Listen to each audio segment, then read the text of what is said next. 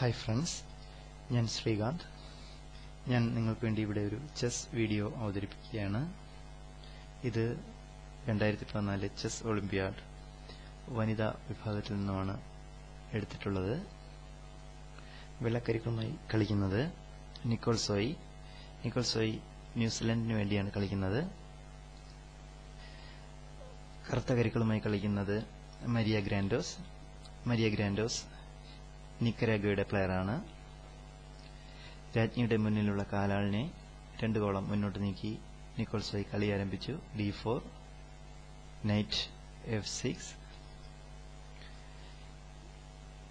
Bishop f4, black played c5, e3, black takes on d4,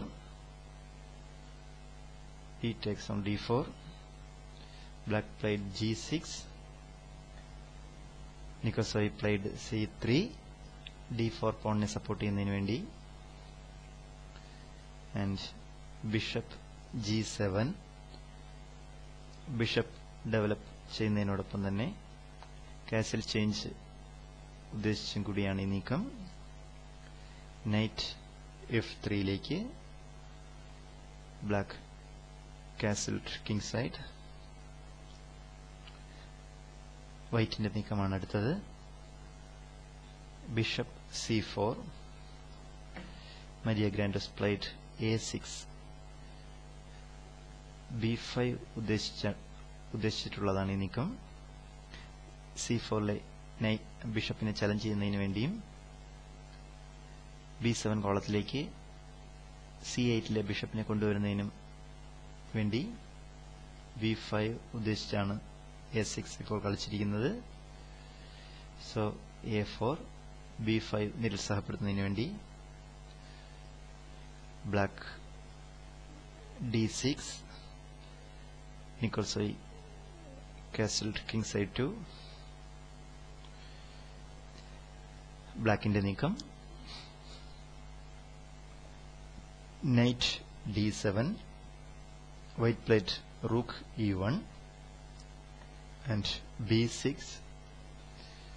making room for bishop on b7 for aiming this knight on f3.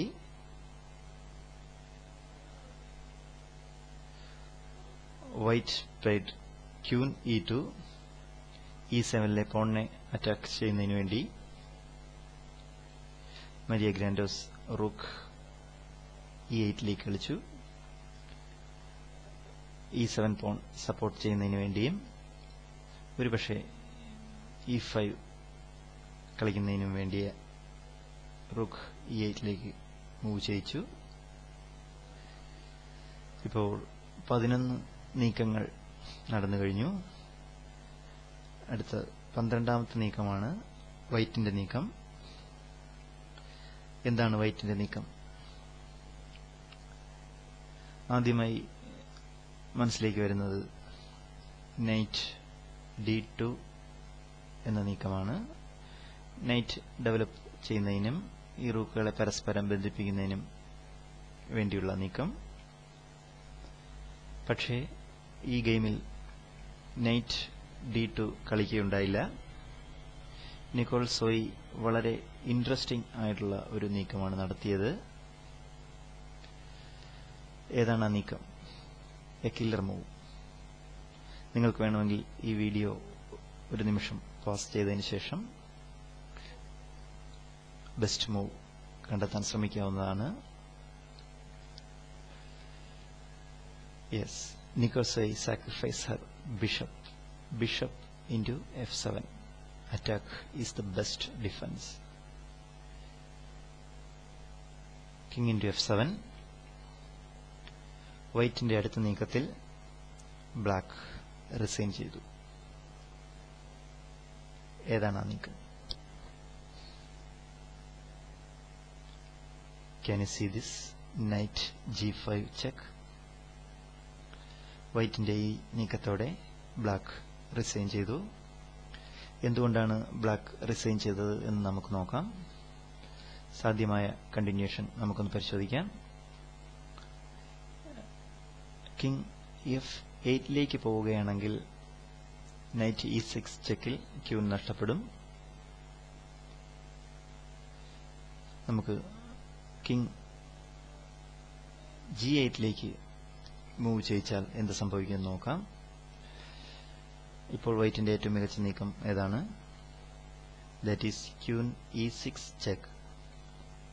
If king goes to F8, checkmate within one move. So we have king H8, knight F7 check, king G8. വൈറ്റിന്റെ നീക്കം. Queen capture ചെയ്യുമോ? നിങ്ങളായിരുന്നെങ്കിൽ queen capture ചെയ്യുമോ? No, അതിലും മികച്ച നീക്കമുണ്ട്. Knight H6, discovered attack, double check, king H8. ഈ പൊസിഷനിൽ വൈറ്റിന്റെ അടുത്ത നീക്കം നിങ്ങൾക്ക് ഊഹിക്കാൻ പറ്റുന്നുണ്ടോ? Can you see this nice move? Queen G8 check,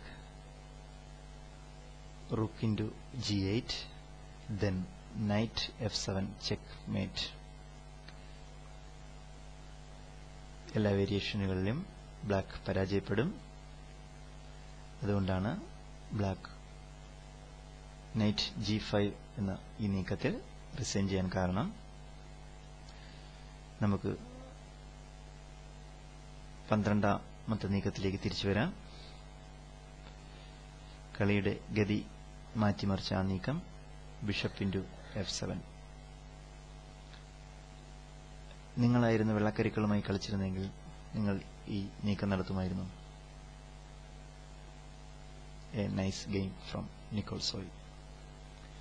നിങ്ങൾ ഈ വീഡിയോ ആസ്വദിച്ചു എന്ന് കരുതുന്നു. And bye from Srikanth. Thank U.